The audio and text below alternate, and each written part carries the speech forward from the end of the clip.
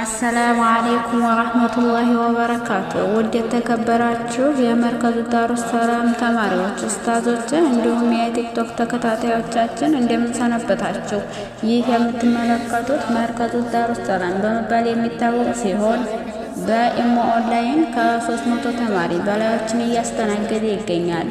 በውዱ ኡስታዛችን ኡስታዝ እንድሪስ አሊ ከጧት እስከ ማታ ያለምንም ክፍያ ደከመኝ ሰለቸኝ ሳይሉ በጣፈጠ አንደበታቸው እውቀትን ሲያካፍሉን ይውላሉ። በዚሁ አጋጣሚ ምስጋናዬን እያቀረብኩ እገኛለሁ። ከማስተማሩም አልፎ መርከዙ ዳሩስ ሰላም የበጎ አድራጎት ማህበር መክፈቱ የታወቀ ነው። ይህ የበጎ አድራጎት ማህበር የተሳተፋቸው እህቶቻችን፣ ወንድሞቻችን አላህ ጀዛቸውን ይክፈላቸው እያልን በላቀ ደረጃ ምስጋናችንን እያቀረብን እንገኛለን። ከአሁንም በኋላ በበጎ አድራጎት በኸይር ስራ ልንሳነፍና ልንሰላች እንደማይገባን ሀሳቤን አቀርባለሁ።